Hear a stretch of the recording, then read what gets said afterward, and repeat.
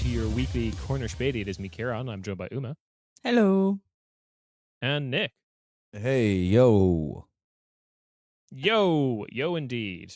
As we like to say in France, which I'll be having a discussion with David Broder later in the episode about. It's all going down over there. He can't keep getting away with it. What is this? The fifth government that Macron has had to rebuild? And another one. And another. Yeah. Yep. I mean, just Let's see if it works. It might be like a snap fucking election. There's but it doesn't. yeah, but that's the thing that's just so funny with France is that they could have a million snap elections, and because of how it's like a presidential system, Macron will just still be there until the next, presidential election. He can't get voted out of office. There is apparently a method, whether they pull the trigger on that or not. Well, there's no government to pull the trigger on that one. yeah, right. Okay. Anyway, simply no time. We have to talk about the other stuff that happened this week because it's quite a week. Let's just fucking open with the thing that happened I don't know, an hour before we start recording, which is, everyone in Qatar is Hamas. Actually, I've been told this, and yeah. It's what's wild about this? What's real crazy? How did Qatar's missile systems work when Iran bombed Israel, but magically don't work now? Just saying. It's almost like they're culpable, and by being an ally of the United States and Israel, you just are fucked and cucked. Yeah. Officially or unofficially, because every nation on the Arabian Peninsula, except for Yemen, of course, obviously, salute to the only country doing anything. What's happening in Oman? Does anyone know? Oman is just there, I think. They just exist. Yeah. I mean, it is it's truly insane the level of just shit that Israel gets away with. And then they have they literally killed the chief negotiator of Hamas with this strike in Qatar. And then they have the fucking balls to be like, no, but it's Hamas who doesn't want to negotiate with us. We're doing everything that we can for peace. And then they kill their head negotiator. Whatever. We all know that they can get away with whatever they want, so it doesn't matter. Negotiations have gotten out of hand. We drone striked one of the negotiators. No, literally, yeah. Where is that? It was with jets. It wasn't even with... Yeah, it wasn't even with drones or anything. It was fully a full fucking jet just going into Qatar. Negotiations have gotten out of hand. We 9/11'd one of the negotiators. No, literally. I mean, it wouldn't be the first time Israel 9/11 something. I do it's really just, enjoy that. It's just a weird coincidence that on the same street that Muhammad Atta lived, there were 37 Israeli Mossad agents posing as art students. I don't know. I don't know anything about that. All I know is that one Instagram reel of the Jewish Arab the lesbian couple. Yeah. No, you did it. Yeah, Wait, where they're just who? There's this wonderful Instagram reel of a lesbian couple that's Jewish and Arab, I guess also Muslim, and it's just they're looking at the new building, the World Trade Center 1 building, and they're just going back and forth of no, you did it, no, you did it. Love icons. Now we just get George W. Bush in here as a third. Now watch this drive. I wish there was more time to explore lesbian George W. Bush as a bit, but thankfully, I'm sure there's some Tumblr that has done that already. I do always love that. What is it Binder, Miku Binder, Thomas Jefferson or whatever. Did you not see that? Yeah. That image is infamous, but yeah. God, if Twitter was still at its heyday, I'd be changing my username to lesbian George W. Bush. Hell yeah. Anyway. I love that video, George W. Bush speaking Spanish too. Yeah. Is he able to, or is it just Jeb? No, he can. Like, okay, not like great, but yeah, like not terribly. He can hold a decent conversation. Fair enough. Anyway, yeah, so like that's happened at the same time there was a drone strike in Tunisian waters against the flotilla, which the Israelis are claiming the life jackets just spontaneously combusted themselves or something. Are you serious? Yeah, I don't know. There's video footage of a fucking rocket hitting that thing. I don't know, you know. Yeah, literally there's a fucking video from every angle because all boats have cameras. Yeah. And it's like they were kind of expecting probably something like this to happen. As it is third time that Israel has like drone struck one of the flotillas, or the second time or whatever. I don't know. And then Tunisia was also like, we have no proof. No, last time they didn't have the balls to actually strike them, but there was a drone like circling them just as a warning, kind of like an omen. And that was also, recently. It was with the Madeleine. Yeah. Yeah. And if I'm not mistaken, that was in international waters. In like international waters. Yeah. So like no violation, because this is the thing of like when that happened and there was like, there was a drone near the last flotilla, and it was just like, I was like, yeah, we're getting into the like winky face emoji foreign policy thing of like, who could it be? And it's just like, there's no one else in the region with an incentive to do this. Like, the king of Morocco just like feeling naughty with it is going to drone strike one of the flotillas. Well, and it's also just like the like Israel's the only country to then like function that way. Like any other country, like, you know, not to like give credit to the European countries, but they would have just like sent Frontex or something like that, you know, like have like boats like ram them or something, or try to like put them off course. Like a European country is not going to fucking do a drone strike on a civilian ship because somehow the European human rights thing functions in a different way of bullying people that then is just like, oh, oops, we're going to like accidentally throw you overboard or something like that. But Israel's what? Unfortunately, Nick, sorry, I've just gotten this new press release from the IDF that says that the military juggernaut of Malta has done this. Also, they're Hamas. So, yeah. Also, the drone thing just feels so American and obviously Israeli. I mean, what is Israel if not exactly. Just like the 51st Drones are as American as apple pie. Yeah. Israel is as American as apple pie, which is obviously an Israeli traditional dish. Yeah, exactly. Even claiming that apple pie is an American traditional dish is also kind of farcical. Oh yeah, but I mean, like, you know, I don't know what that best part of that video of the guy is like cucumber, tomatoes, Israeli salad. Kill me, please, Jesus. Oh God, I hate this country.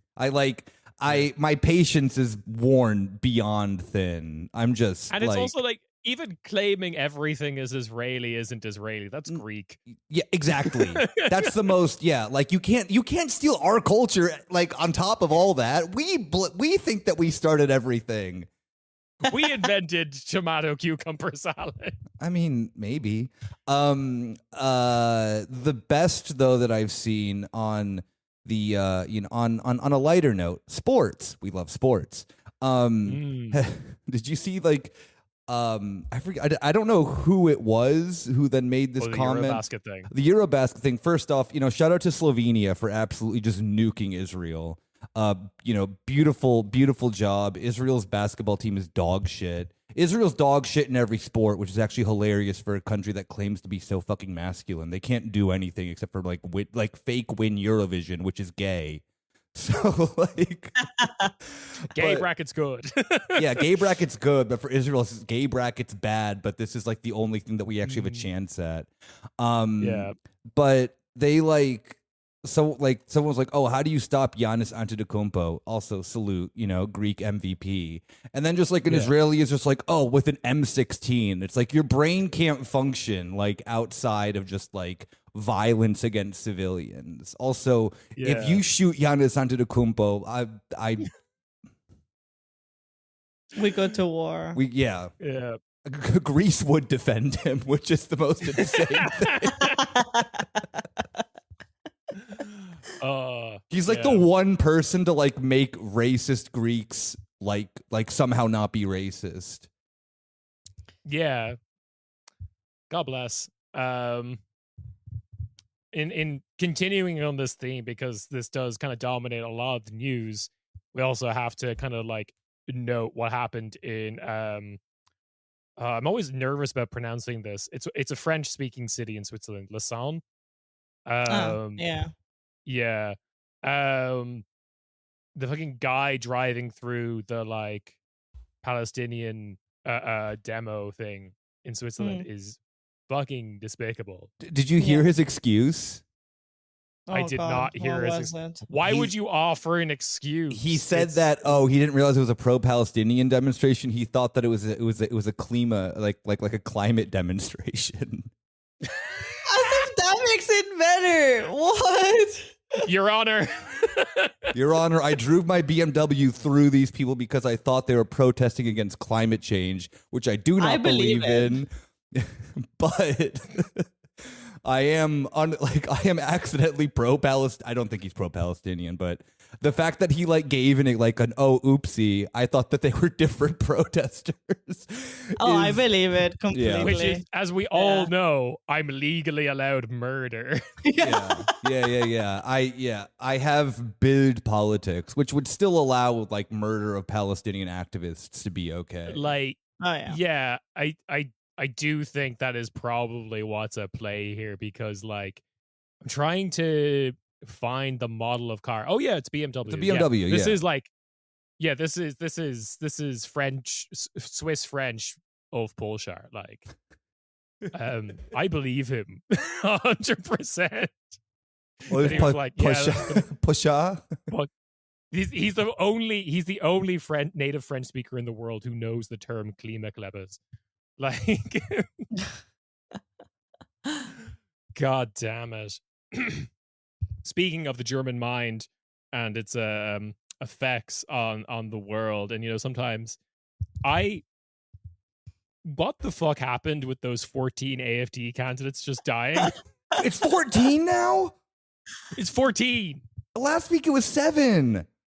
Hang on, I have to double check. No. I mean, you probably. I mean, what like whoever in the yeah. You have received the corner Späti like salute. Yeah. The corner Späti Medal of Honor goes to whoever like gave these people like food poisoning, probably. That's crazy. I'm just double checking this because I mean, it like the number that I kept seeing just kept going higher and higher. So if it's at 14, you might not be wrong. I'm just oh, okay. So the German police are actually keeping this a bit close to their chest at the moment. Oh, well, maybe because it's their buddies. Well, we have very selective wording here. As many as 6. So it's so this is 10. it was confirmed last week that there were 7. Okay. All right, but it could be between 7 and bigger number. With an at least 7 have tragically perished. Yeah. These were people who are going to be running for North Rhine-Westphalia, like for which is everyone kind of forgets is like a pretty big AFD like battleground. There are a lot of like there's a lot of areas within the like former industrial area of NRV or North Rhine-Westphalia that's quite pro AFD. It kind of gets like ignored because the East is just like so like the AFD is like winning on local governments there. But it is the thing of like in terms of population of voters, like NRV is I think like the second strongest like grouping of AFD like members and voters. It's also like it makes sense. Yeah. Like the Rhine Ruhr stuff is like that is left behind Germany. Yeah. Like this is your deindustrialized. Yeah, exactly. I remember I went to like a talk about like I don't know something in the sense of like how like unions can like work to like prevent the rise of the AFD. And there was like one guy who was like from like Duisburg, which is like a fucking just beyond post-industrial city in the Ruhrgebiet. And he was saying the only two parties that like came to speak to like factory workers was the MLPD, so the Marxist Leninists, and the AFD.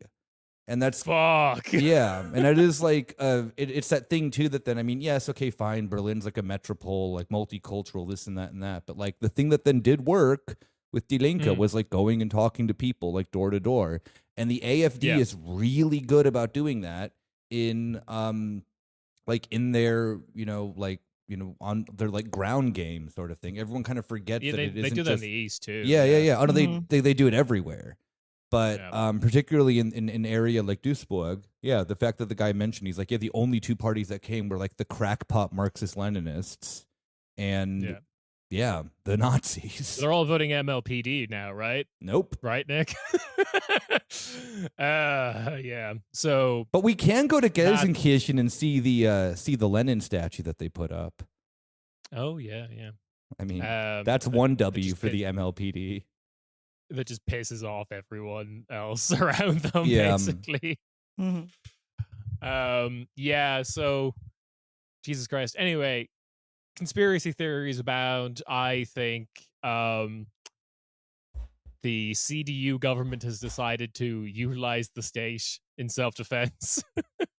We're not going to do AFD for both, but we're going to do like weird hitman levels against them. Good job, Agent 47, head to the exit style shit. You've poisoned somewhere between 6 and 14 elderly Germans. That is like peak. It is like kind of in a way like peak CDU like mindset of like, well, we can't beat them in the polls. How can we do it? Let's just start murdering them. I wish. Get nutty with it, man. Yeah. We've been killed. Like, they were the ones who secretly have been killing Ursula von der Leyen's ponies. It was an inside job the whole time. We terrorize her to keep her towing the party line. Yeah. Anyway, that's some of the news of the week, and I'm going to cut to a chat I had with David Broder from Jacobin magazine to talk about what is happening in Europe and specifically France. So I have no idea what we talk about. So have fun, everyone. We're going to experience it together. Thank you, Kieran from the past. We are now talking to David, the Europe editor of Jacobin and historian of French and Italian communism, to talk about France and the UK. Welcome back, David. Hi, Karen. Thanks for having me on. Oh, no worries. So last I checked, the French government is doing really well. Everything is running very smoothly. They only need one prime minister, famously. Has any news come out of the country in like the last day or so that might be contrary to my conception of France? Well, you should have paid more attention because Francois Bayrou has shockingly lost a confidence vote. So we are indeed going to get yet another French prime minister, the fifth since January 2024. So even by British and what were formerly Italian standards, that's quite a rate of Meloni initially is boasting a lot that she's now one of the most longest lasting Italian prime ministers in history. She's been in for almost 3 years, whereas in France, Bayrou only lasted 9 months, which was 3 times as long as Michel Barnier, his predecessor, had lasted for. But yep, he's out. The confidence vote was yesterday before we were speaking. and he lost very heavily, under 200 votes. So only 1 in 3 MPs supported the government. Yeah. So before we drill down into that, I actually just kind of want to ask what like Byru is planning here, because I'm hearing murmurs that he's like doing this in anticipation of possibly being a presidential candidate in the future, which seems insane. Like, I feel like the year of prime ministers in France, and none of these people have like political futures. Yeah, I mean, Eric Ciotti, Eric Ciotti was previously the president of the main right-wing party, the Republicans. He's the one who he made an alliance with Le Pen, and then he got kicked out of the party, and then he locked himself in the office in order to remain in charge. That's who Eric Ciotti is. So he accused Bayrou of deliberately toppling his government in order to run a pseudo campaign for the presidency. So not even a real presidential campaign, but a pseudo one. So I mean, Bayrou has always been, there's kind of a lot of talk about him being a kind of false Cassandra, like someone who has always been going on and on about the public debt. He's the kind of politician who always talks about public finances as if they're like finances of a family, like running up the credit card bill. Yeah. So he's been going on like this for more than 35 years. And before the vote, there was an interesting quote in Le Monde with one of his advisors, because everyone was saying, well, there was no chance he was going to win this confidence vote, right? So before, his government has survived because of getting the opposition to abstain, whereas this time, because he called the vote, he actually needed their active support for his austerity plan. And it's something that neither the Socialists or Le Pen's party, National Rally, were willing to give. So it was widely seen that he had indeed deliberately collapsed the government, either through his own choice or because Macron had chosen to get rid of him, made him into a fall guy. So there was some kind of speculation, like why would he bring it to the end at this point? And in an interview with Le Monde, one of his advisors said, well, even if Bayrou can't win the vote, what he's really seeking to do is educate public opinion. He's seeking to draw attention to the issue of debt. So we have these, because Macron can't stand again in the next presidential election because it's already the end of his second consecutive term. So you have these various figures kind of within his camp who are jockeying to present themselves as his successor. And broadly, they're trying to do so by going even further to the right than Macron has shifted in his presidency. So, I mean, there's some chance that Bayrou will run for president, but he doesn't strike me as one of the stronger right-wing candidates. Yeah, like it strikes me as like I heard the strategy outlined as like he genuinely thinks that France's finances are at such a dire state that, he steps back from politics now, the effects of that are felt, and then he comes in later with presidential run being like, I told you I was going to be the responsible finance guy and you didn't listen. Like, that's the pitch of his presidential campaign as I understand it. But like, it also seems like his austerity plan was also just mean. Like, I know austerity is bad, but usually they go for like the kind of like state support that's given to, like unseen minorities like the disabled or refugees and immigrants. But he was going like, we're going to get rid of public holidays. Like, that doesn't seem like a vote winner. Like, yeah, in fact, when he first announced the idea to get rid of the 2 public holidays, Easter Monday, but perhaps even more provocatively, VE Day, Victory in Europe Day, it was quite widely perceived and talked about as like, well, he can surely only be planning something so cartoonishly evil because he plans to like use it as a bargaining chip. Like, basically, like, oh, what he'll then do is announce, okay, we can still like have Easter. And then the Socialist Party can claim that they achieved something even while voting for like massive budget cuts because they're not denying Christ at the same time. But as it turned out, it perhaps wasn't such a ruse as people thought.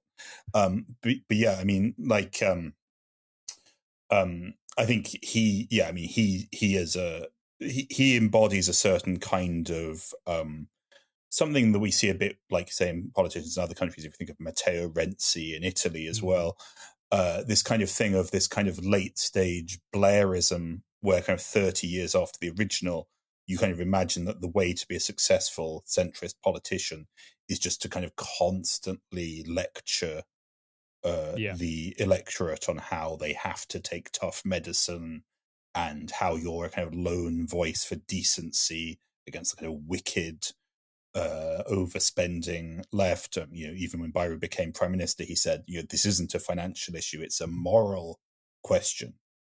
Are we going to live it up at the expense of our children?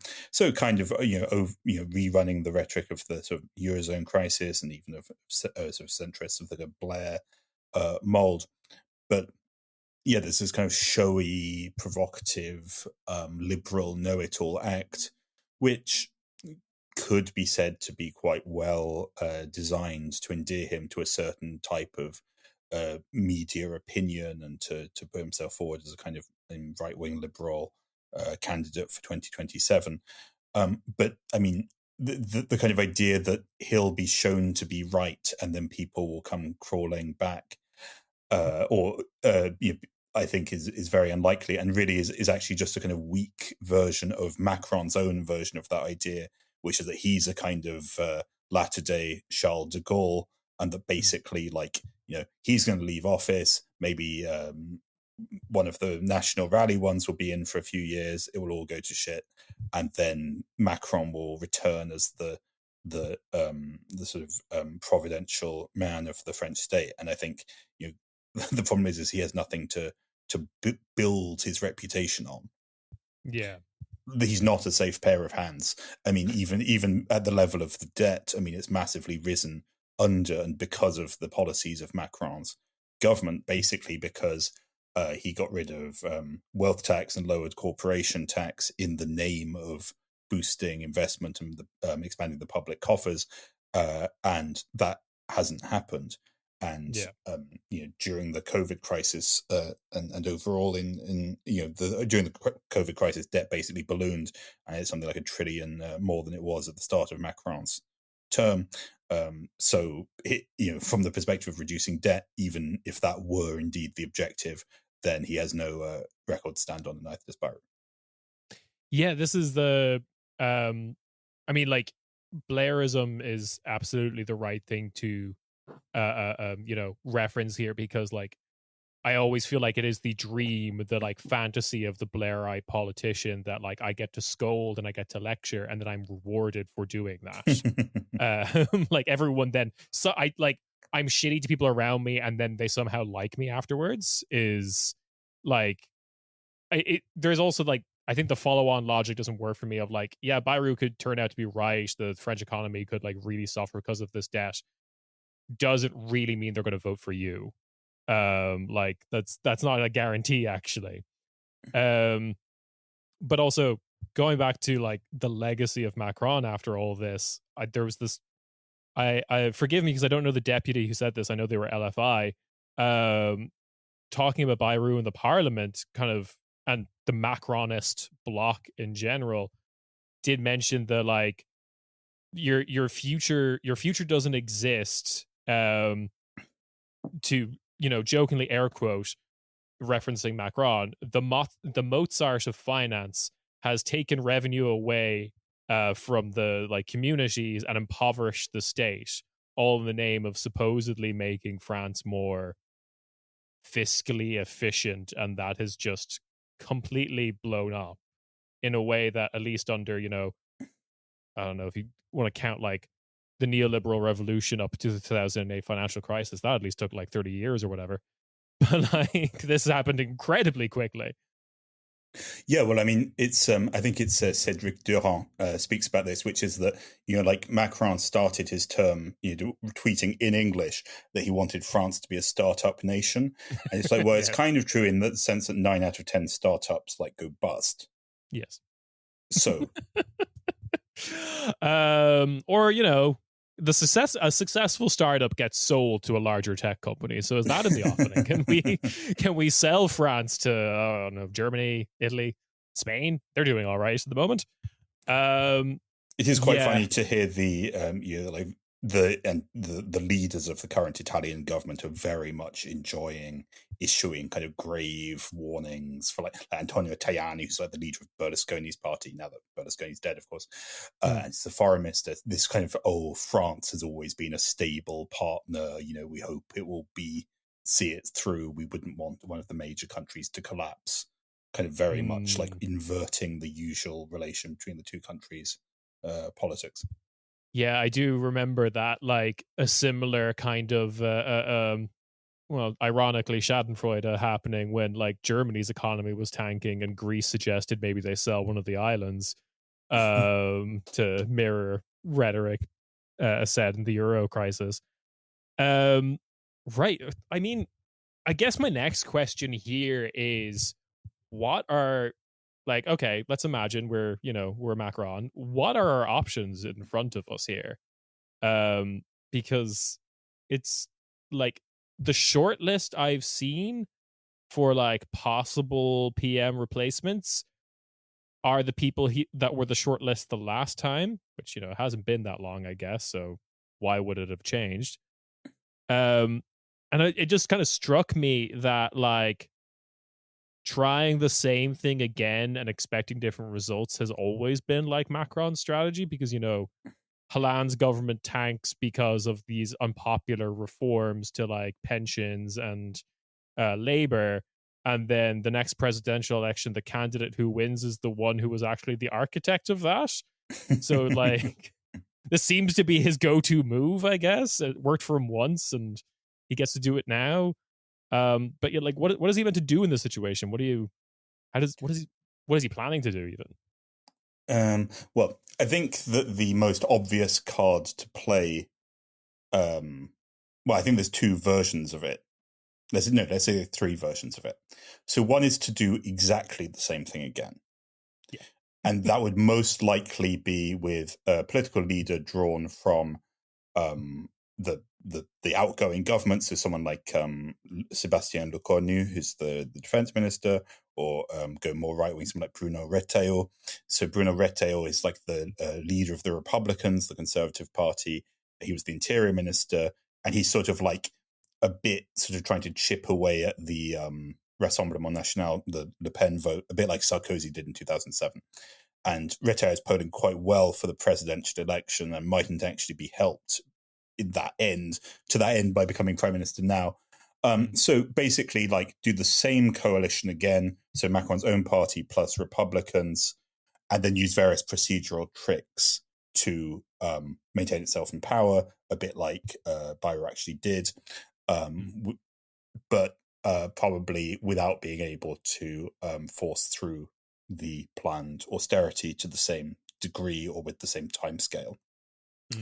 A different version of that is to have basically the similar solution, but incorporating the Socialist Party. And, there's certainly some sort of wiggle room there in the sense that the Socialist Party, which, although elected as part of the New Popular Front, so basically kind of like the program of France Insoumise, but with the anti-EU stuff taken out, nonetheless, they've been saying, their leader, Olivier Faure, although he's from the left of the party, they've basically been saying, like, well, we would agree to be in government if we could do the austerity like half as quickly and with a bit more wealth tax. So, they are very much trying, the Socialist Party are very much trying to show themselves to be the party that they have been for 20 years. Like, hey, yeah, sure, we were in this left-wing alliance, but actually what we just want to do is the nicer version of Macronism. Yeah. So they're very up for that. I think in terms of there's some sort of tactical stuff, problems with that in terms of the 2026 local elections in some of the main cities. Most of the main cities in France have socialist green coalition governments. Yeah. So that could create some problems, but, they're quite up for that. I think the problem is like, basically such a government idea is a version of what Bruno Aimable and Stefano Palomberini have called the bourgeois bloc. So it's a strategy that Macron, as you just said, originally did in 2016-17, right? Which is like, faced with the failure of the governing coalition, what you do is you group together the nominal centre-left and centre-right into like a single bourgeois camp. And so there's various candidates who could embody that with regard to 2027. Probably the most plausible of which is someone like Raphael Glucksmann, who's kind of left liberal on the edges of the right wing of the Socialist Party.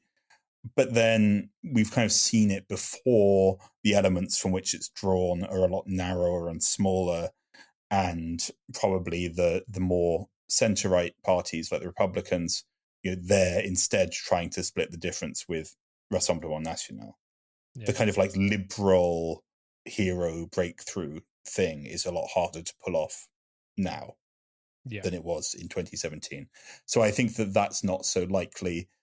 And then the third option is call snap elections and maybe consider, hopefully that will throw something up, or maybe think, a bit like people were talking about with when the election was called in 24, maybe it's not so bad if the National Rally come into government and then are immediately forced to make tough choices on austerity and so on that would alienate at least part of their base. To be honest, I think that the most likely of those is the first one, which is to do exactly the same thing again. The stopgap solution is by far the less politically risky, and I think the numbers to do it in Parliament probably just about exist. Yeah, that makes sense, and I feel like what for me that I find most interesting about this period of time before the next like prime minister comes in is how much the socialists are willing to like fuck themselves to a certain extent, because I feel like the possibility of like, oh, we're going to pick someone from the Socialist Party, we're going to lean a little bit more to the left in the bourgeois bloc, just feels like the what's the bit from Peanuts where he kind of like constantly puts the ball in front of him, they go to kick it and then he pulls it away. Like I remember a lot of chat of this the last time of like, oh, this time it will be someone from the socialists. How much can you call members of the LFI Hamas agents to prove your loyalty to the bourgeois bloc?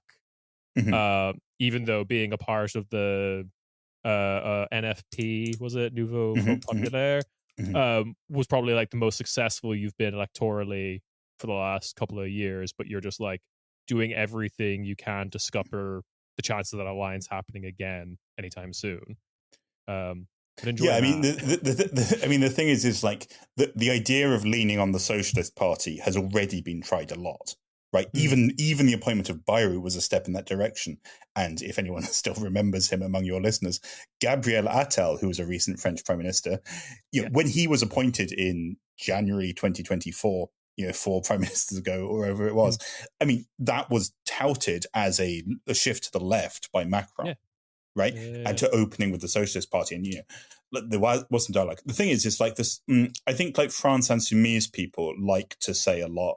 Well, the Socialist Party, they were elected on this left wing program. That's why they did well, and now they're betraying it. But it's certainly also true that parts of the Socialist Party base, they know exactly what they're voting for. Yeah. Right. It's like the electoral alliance on the left worked not just because the program was popular, but because it was like a non-aggression pact. Yeah. So it allowed the socialists in many constituencies to end up as the only. It's like the reason it worked was because it was many of the contests in the second round was socialist versus National Rally, and the socialists are perceived by Macronite and Gaullist voters as not left wing, so they voted for them. Yeah, like that's also why they got lots of MPs. And like so I think the thing is that there's certainly differences within the socialist base, but then ahead of 2027, they're very likely to run as their candidate or to externally support at least Raphael Glucksmann. Like they're going to support a left lib, like a slightly more left version of Macron, who's going to be, and Glucksmann's political line is fanatical support for the European Union, being a little critical of Israel and very critical of Russia and China. The pension reform was bad, but we shouldn't reverse it. this kind of thing. I mean, they are the left wing of educated middle class opinion, and they don't want to be, they don't want like a more left wing president. What they want is to hold on to the cities that they govern, and if they do creditably well in the presidential election and get 12% of the vote, then they'll be happy. So they want to run Paris and Marseille and so on, and their position towards France Insoumise is also governed by that. I mean, I can't see any chance that they'll run together in the local elections next year. Right. That's fair. And before we get to our next question, my next question about this, because I just want to say, everyone listens to Corner Späti definitely remembers Gabrielle Attell, because they also knew that I downloaded the app Be Real so that I could exclusively follow Gabrielle Attell and see what he was posting. The only person who used the failed social media app Be Real. Anyway, I guess the last thing to ask about France before we move on would be just like, the big kind of political stalking horse, which is National Rally. Mm-hmm. What are they up to? How are they dealing with this? Like, what's their move now? I think they partly have the problem that they are. I think it's far from certain that they will win the next election, but they certainly could. And it was also announced yesterday, a bit buried by the apparent main story, that the appeal for Marine Le Pen's misuse of funds thing is going to be held in January and February, and we'll find out the result of that by, I think it should be by June 26. We'll find out whether she can run for office. There's been some talk that if the snap election is called now, then for the parliament election, then she'll just stand as a candidate, and then when they kick her off the ballot, she'll take it to court immediately. So she'll actually find a different way of appealing the conviction sooner, like not the actual conviction, but the punishment of the ban for running for office. So we could get a decision on that very, very soon. On this austerity issue, I mean, their broad position is to be critical of the particular cuts proposed by Bayrou, but to in fact propose a faster austerity offloaded onto immigrants and government waste in slightly unspecific ways. People shouldn't think that they're so fascist that they do want to get rid of VE Day. They want to keep Easter Monday and VE Day.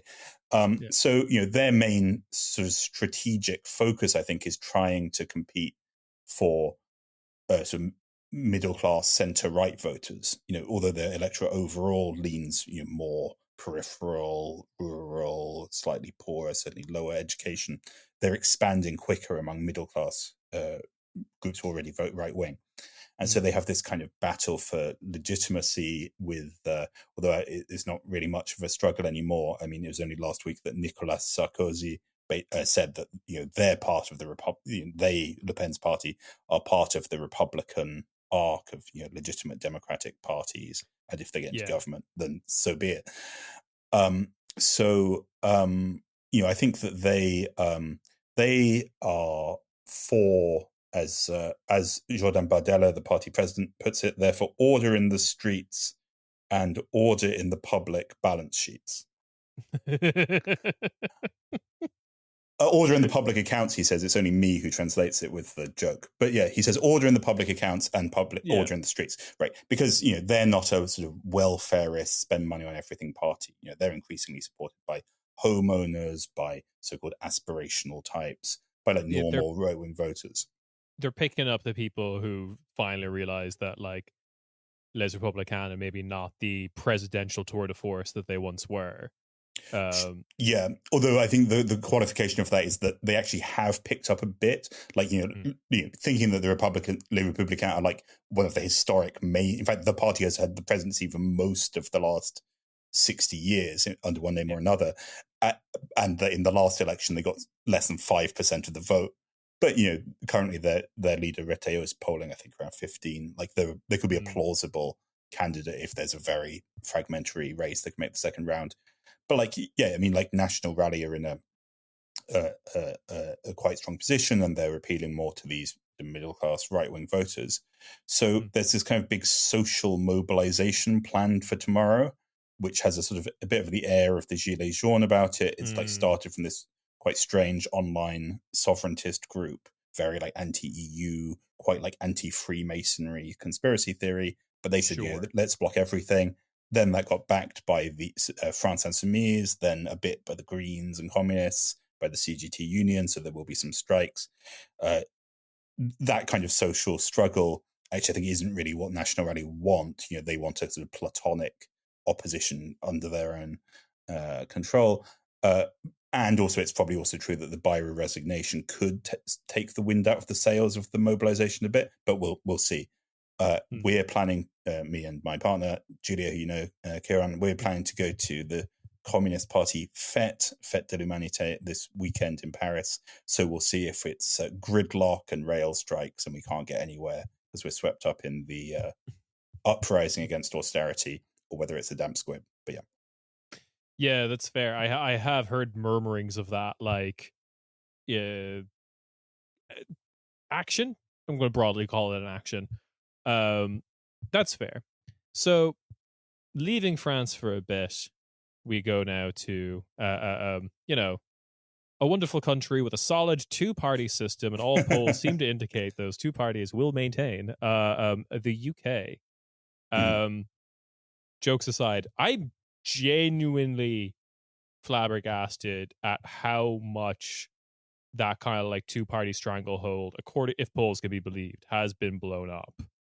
I like for all my life, I've always just like, it's the UK, the Tories always win, Labour never wins, just the Tories lose.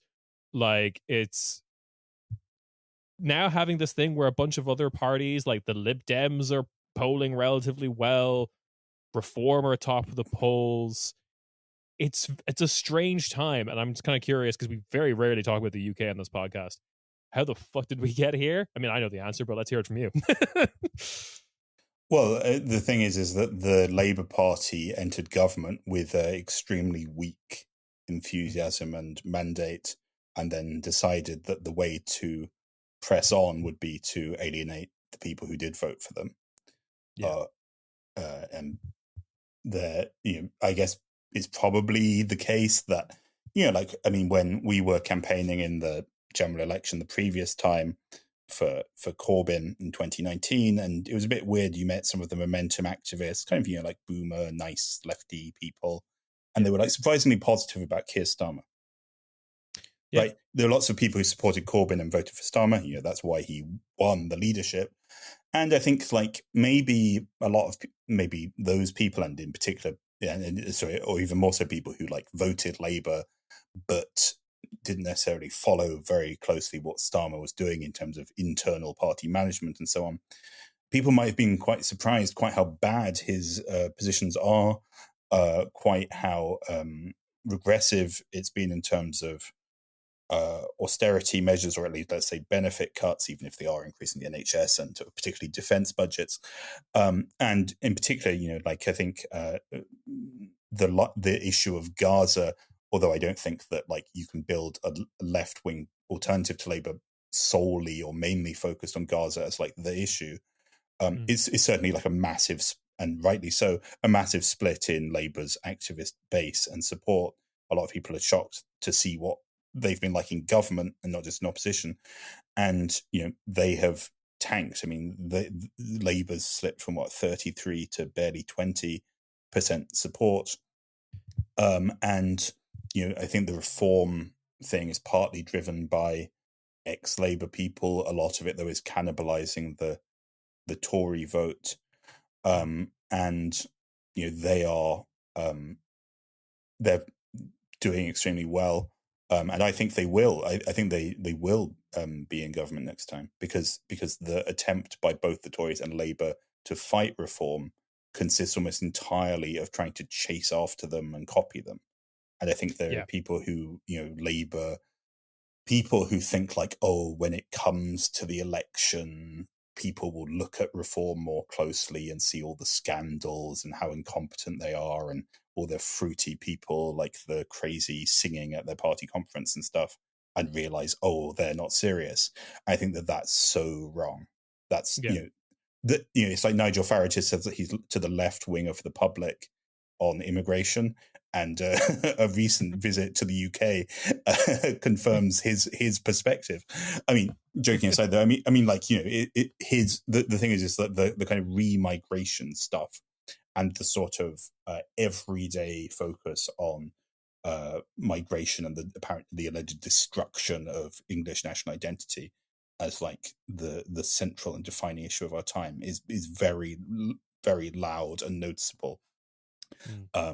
And I think it's possible, of course, that like I find it very unlikely that Keir Starmer is going to be the leader of the Labour Party going to the next general election. I mean, surely they're going to try a Wes Streeting, really ghoulish, even worse figures. But yeah, I mean, it seems I suppose the thing is that it's like you said about the party system. I mean, it's true that it's always been this sort of binary, these two great blocks of holding each other up in a way through their opposition, but then beneath that, the actual number of people voting for them declined a lot.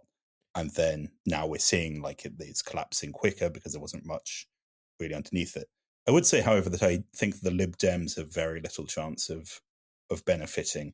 I think they're kind of a party who's always surging slightly from 12% towards 15%, but never really getting much higher than that.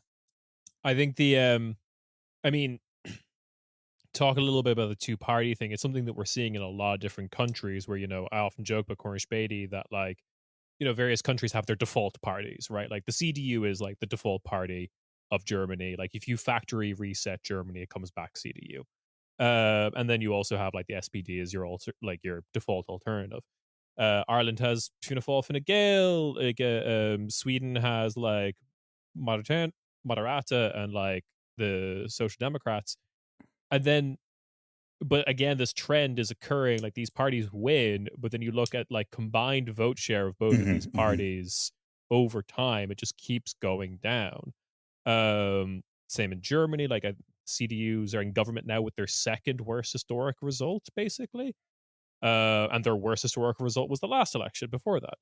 So it's like this continuous trend across all countries where these parties are losing legitimacy in favor of let me check my notes here, freaks. Like the alternative weighting is slightly concerning. And I also find it interesting about the whole like chasing reform thing as like, you're right, like doomed, because it's not like this strategy is new. We've seen this nearly everywhere of like a party chases the like far right and everyone just looks at the menu being like, why the fuck would I have Diet Coke when Coke is on the menu? Let's have some fun. Like Ciudadanos in Spain like tried to like out Vox and then like one of their last assembly meetings was in a fucking McDonald's. Like they destroyed themselves. So it's like, yeah, I don't understand why people keep doing it. I've never seen. I always, if I could get into the halls of power, my first question would always be like, where is the successful example of this? Where has this strategy worked? Because I've never seen it work. I mean, I suppose that it could be credibly argued that when those parties were just taking off or very weak, that some figures managed to, I mean, I guess an example would be something like Sarkozy in 2007 he would say, well, and in fact does say in his one of his many volumes of memoir that he basically stole the thunder of the Rassemblement National, and that their success now owes to the failure of his successors to constantly race further in that direction. But I think also, I mean, I think a big problem of the like Labour Party opposition to Farage, such as it is it's like you have a certain amount of kind of media outriders or people writing The Guardian and so on who think, well, what eventually we need to do is to show that Farage says he's patriotic, but Brexit has been like a national disaster. And so therefore people should realize, and it's like, how many times are you just going to present the same argument about the same referendum like 10 years ago? Again and again, because I think the problem is that people who supported Brexit just don't perceive it like that. And then also a lot of people, even who voted Remain, but who aren't fixated on that. Like the idea that is like the cause of all our ills, I think is very weakly established and also a bit thin compared to everything that's going on in the world. Yeah, I also get like struck by some of the things that kind of like made me feel a little uneasy was seeing some of Nigel Farage's comments that were like, talking about the horrors of Gaza. Because I've seen him talk a bit about that, like in a very kind of like thing. I think our show has pointed out a bit that like a lot of this like opposition to Israel and their actions in Palestine is not left wing. It's probably more Catholic. It's like the Pope, the previous Pope's position. This is a humanitarian issue, and like I do think that like him correctly identifying and like attacking the labor from that position is very dangerous in the sense that like I think that will be somewhat success. It would owe a little bit to his success. And then like I shudder to think what the conversation of like how do we treat Israel? How do we act towards like as a country, the United Kingdom? I hate to think what that will look like post that kind of reform victory. Yeah, I mean that's a horrific prospect. But the thing is that I think it's the ability. It's partly in I wouldn't say in fairness to Starmer, because I wouldn't agree even to treat him fairly, even from my own perspective. No, but like I mean, I think the thing is like for reform, it's like kind of easy to sort of play it from all angles at once in opposition. Yeah. So to be kind of like present it as if like Hamas are like taking over the country through the medium of street protests, while at the same time the government isn't critical enough of Israel. But I feel as you know, I'm in Berlin here. I feel it's a little similar, even the way that it plays out in German politics, which is that there's a kind of aside from the group of people who are actually supportive of Palestine or feel solidarity, there's a whole mix of kind of feelings of kind of apathy. Why is this going on so long? Some sort of disgust at the images of TV, but which isn't very politicized way. I think it's quite easy even for a right-wing opposition party to somehow politicize that or like blame it on those currently in power, even if it doesn't actually amount to any kind of call for justice or resolution. Yeah, like the complaint almost becomes like not that like why are Palestinians dying, but like more like why are we still seeing it? Like like the affront is that this is on the TV and it shouldn't be because it's ghastly, naturally enough. But like, yeah, there's not really empathy extended to these people. Yeah, it's of a type with the like Trump claiming to have ended 6 wars. Yeah. Hey, that Pakistani Indian skirmish, he did so great on that, and now India's pissed off that he claimed responsibility for that. They're friends with China somehow. Those two countries shouldn't be friends. You're fucking up so badly. Those two countries are friends. But like I think also like I think one of the interesting dynamics as well, particularly in terms of like the major elections coming up in Britain, is the way in which reform is taking off in Scotland. Because I think there's this kind of like illusory idea that Scottish, it's certainly true that there is a progressive version of Scottish civic nationalism, and I think also it might be imagined that like SNP working class voters who are disgruntled now, they'll turn to reform. But what's actually happening is like the other unionist parties are losing votes. Yes, yeah. To reform. This is like, go on. And in Wales as well. I mean, they're saying that they want to get rid of the devolved assembly there, the Senate. Senate, because you're seeing like Labour voters switching directly to Reform and it's not because they want to they think like Reform is welfare chauvinist and they want to return to the 70s. It's because Blairism has schooled them in all sorts of right-wing attitudes, which they now want to see in full flourish in the colours of Reform. So yeah, I think it's also a terrain which the new Corbyn Sultana party seems very unspecific about, which I find troubling. Yeah, that's God, that does lead us to the next one. Like Scotland, I find fascinating because I used to live there, and it's not surprising that Reform is picking up like the former like Tory base that was there. That also just seemed like people who've been like negatively polarized against Scottish independence mostly. It was like I just hate the SNP was kind of the vibe of people who voted for Tory there. And also the success of Lib Dem in my mind also just feels like a very like South Edinburgh constituency vote that used to vote Labour feels like is going to go Lib Dem, that kind of like prosperous middle class stuff, but digress. Let's talk about sorry, go on. No, I mean it is in fairness true that the Lib Dems have taken off in certain areas, and in fact, we're the kind of place where I'm from in southeast England. Like, yeah, you see places that used to be Lib Dem marginals that are now very solidly Lib Dem. You know, this kind of blue wall, as it was so called. But I just I feel that I think it's I think at all sorts of levels of leadership and communication and identity, they're not able. I mean, people forget that when Nick Clegg was leader and he did TV debates directly with Farage in order to try and build up this grand contest between liberalism and right-wing populism, but they're not able to hold up their end of the fight.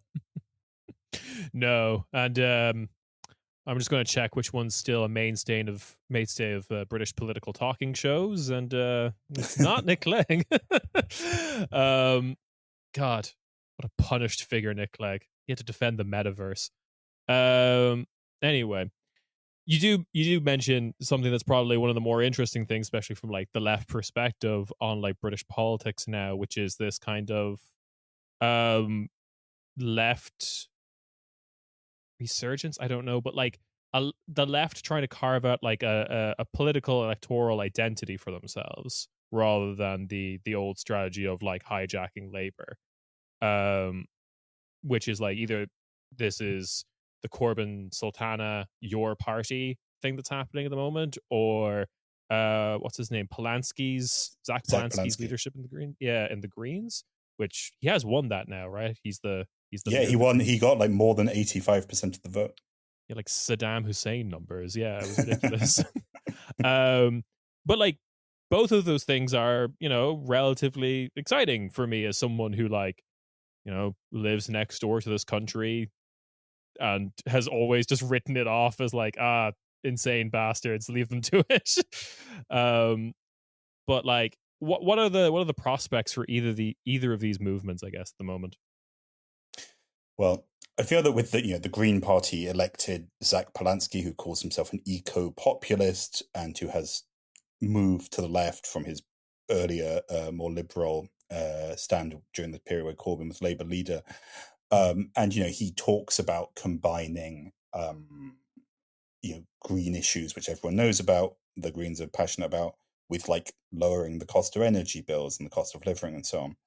But I have to say that I find him that when he talks about that, it seems to me very much like he makes the intellectual case for why they should be eco-populist, but that they're unable to deliver that in practice.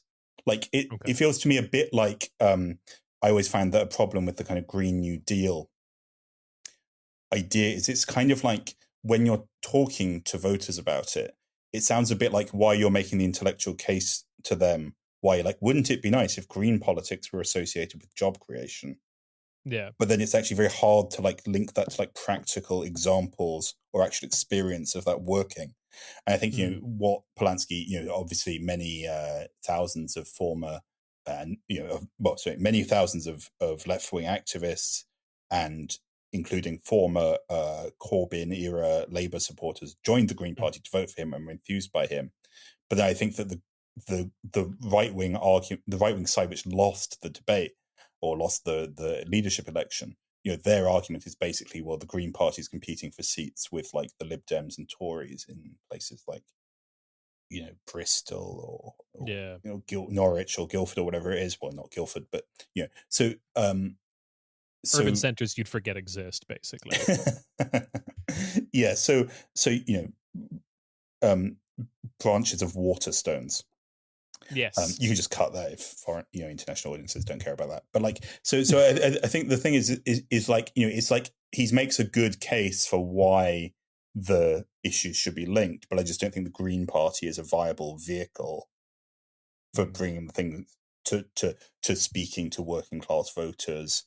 And it's like, if it was a bit like, the Greens have often, or in fact, so his campaign kind of said, well, actually, if you look at polling of Reform voters, and it shows that they're more of them are open to voting for the Greens than for like the potential Corbyn party. But like partly that's just because the Green Party is a kind of none of the above option. They've all probably been like, radicalized against Corbyn as well.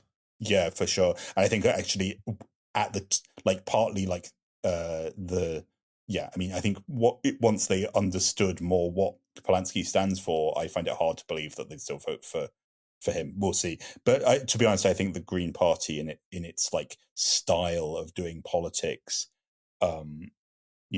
is ill suited to winning mass support because it's very like consensual, very non-conflictual, and of course, so I think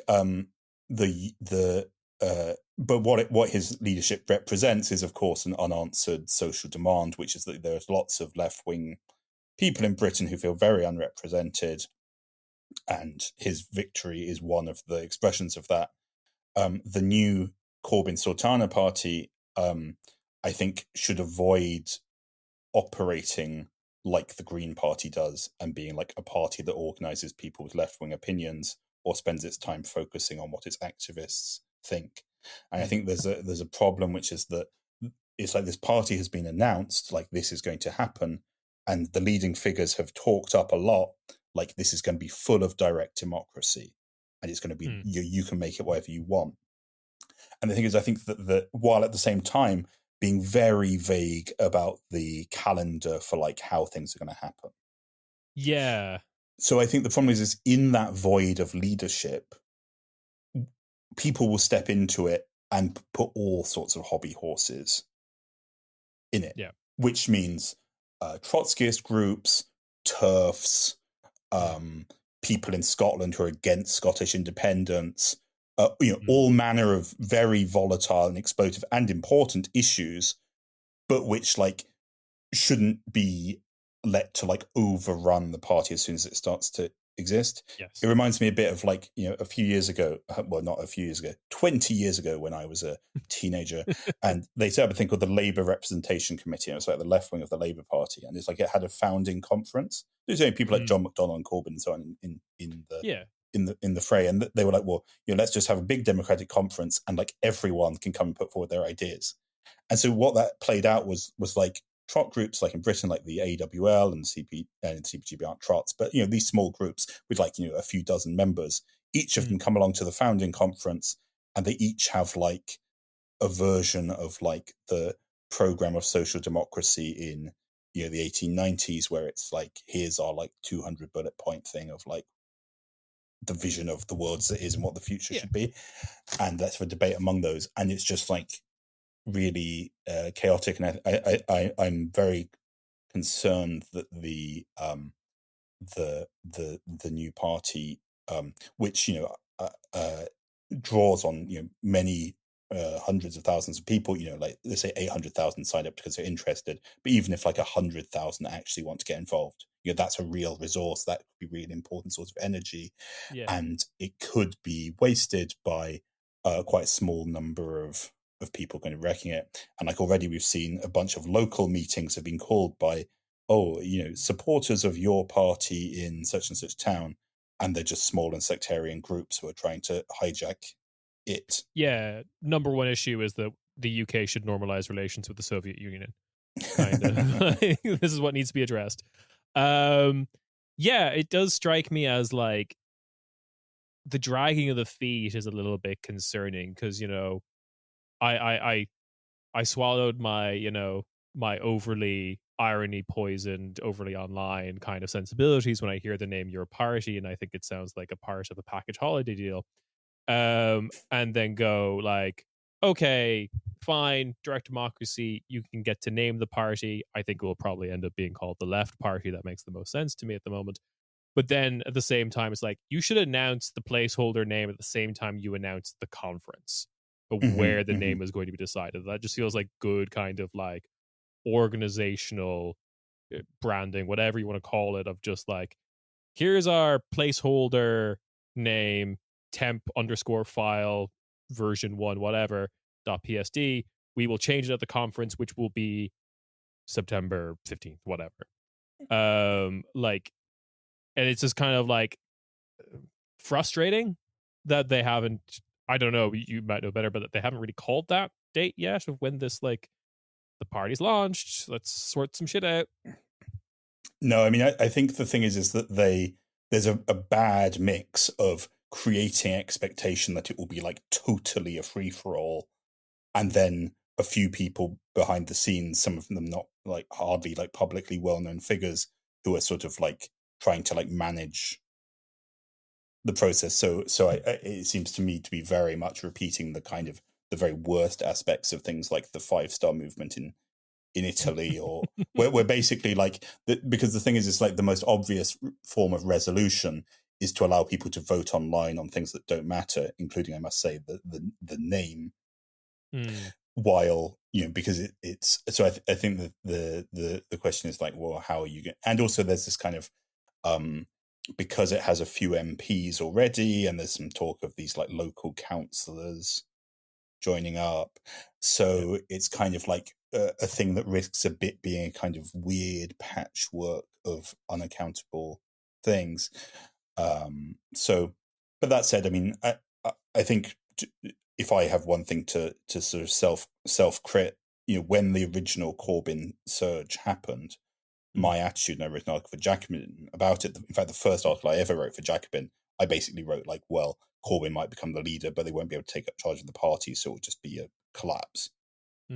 So that was like a bit true, but it played out way more slowly than that. And along the way, obviously there was a lot of politicization and conflict.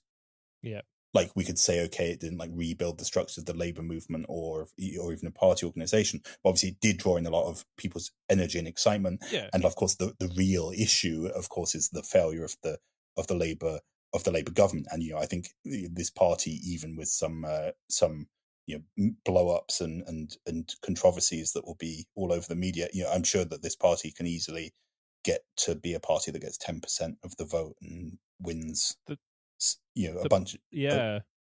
But the polling looks pretty optimistic at the moment. Like whenever the polling company is like, we're going to account for your party vote, what would you vote for them, kind of thing. Like it seems reasonable for a party that basically doesn't exist at the moment, kind of, or like barely exists at the moment.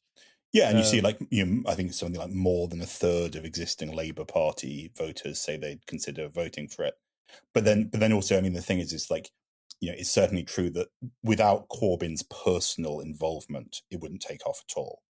Yeah, or it would be a different road. It would be much harder. We'd have to rely a lot more on building grassroots organization rather than making a splash in media, even because his name recognition is much better. Some of his leadership style, which some people might find frustrating, and that he avoids decisive choices. Some people like that.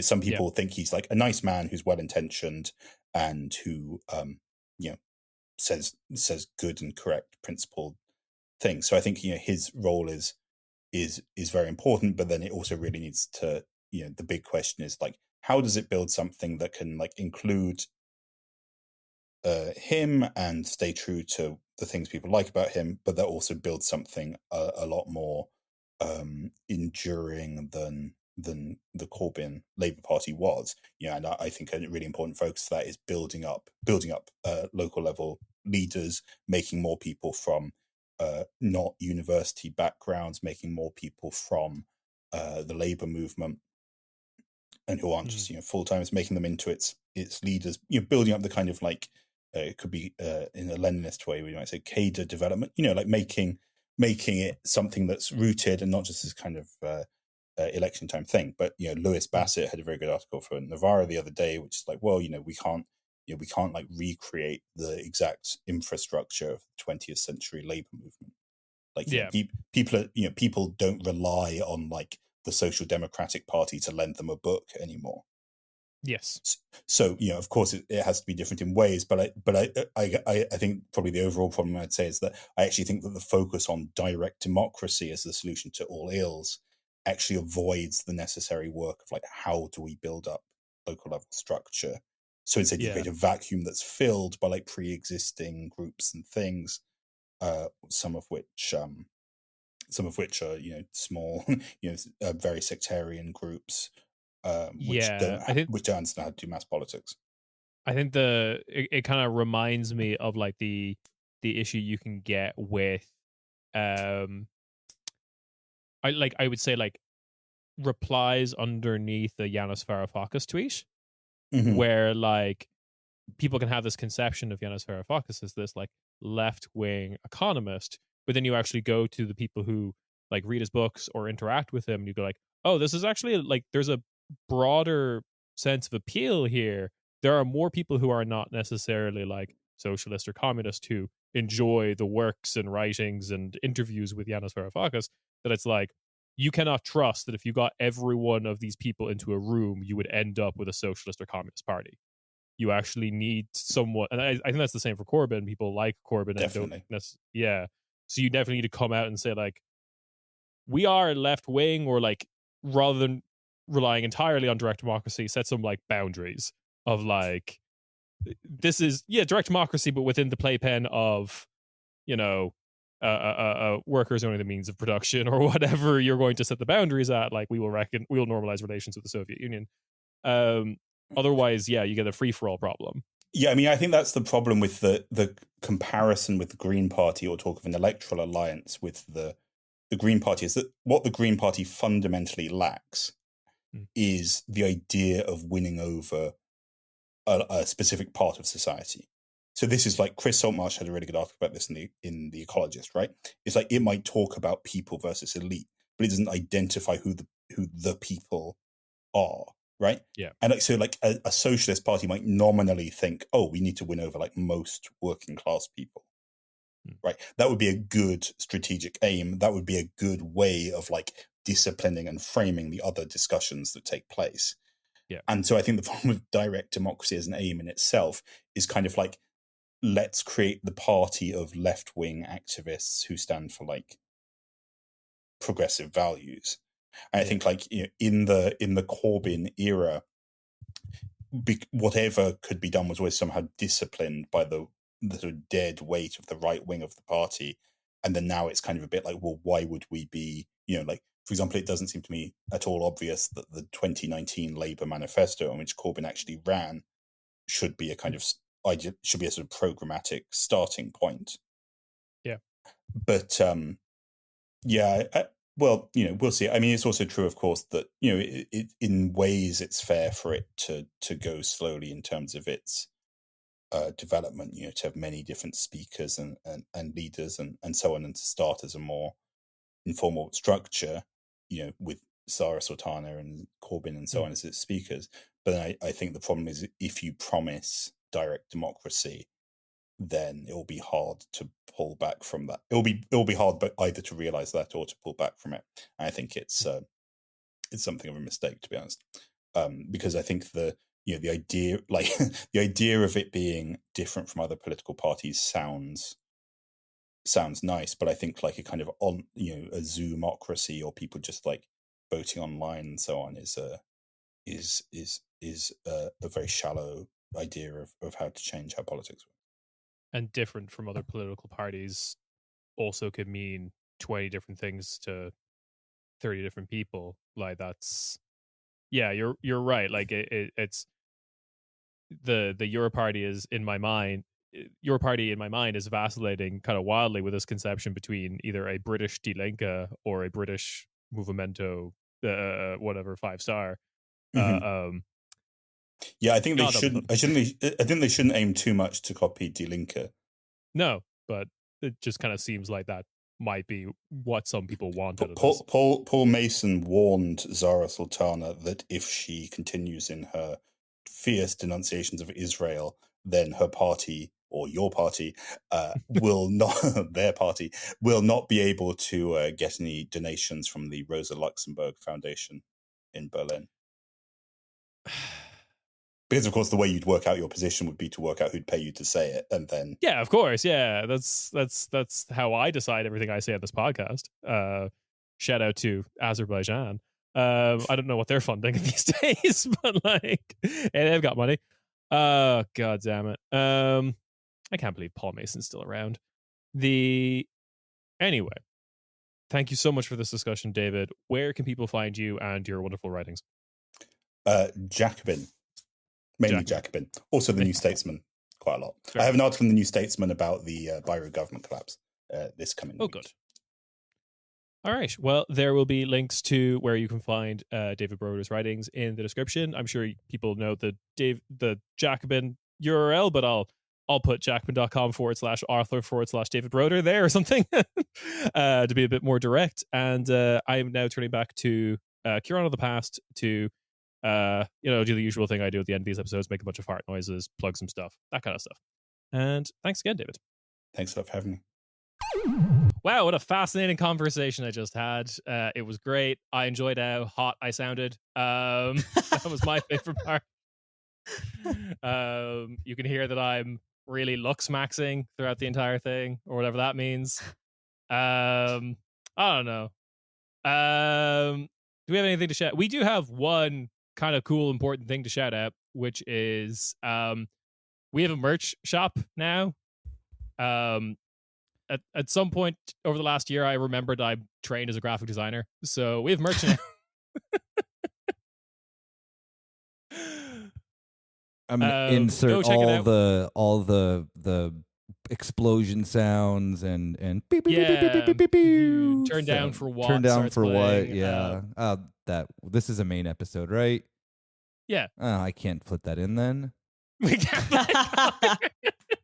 We'll have to play the safe for supermarket turn up for who? Yeah. The 8-bit version. Yeah. So we've got 3 t-shirts on sale. We'll add more. Link in the description, link on our social medias, on our website, operationglad.io. We'll have links to all of that. We've got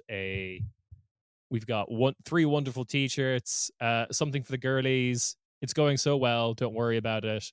And French Decade, Chinese Century, all wonderful. We had to spend a long time getting them sent to us. And we hope you enjoy them. We did QC. I've been wearing my shirt a lot, and it is fine. Yep, put it through the washer. Just fine. No, it's great. Yeah, I'm no longer naked from the top. No, yeah, the shirt did not dissolve on my beautiful body. I'm sorry. Yeah, I've just been throwing it in the dryer at the highest temperature for shits and giggles. Do you have a dryer? I do have a dryer. Whoa, and it's in the shed. That's not very European of you. That's one European demerit for you, Kieran. I'm sorry. I'm sorry. You have to move to the United States now. I'm sorry. That's your punishment. No, you're a U.S. refugee. Anyway, check it out and please buy some shirts. We think they're beautiful, and we think you're beautiful, and you think they'd all go together very well. I'm so good at promo. You are, of course you are. Hell yeah! And with that, we will catch you on the bonus feed. Ciao, ciao. Bye bye. Bye bye.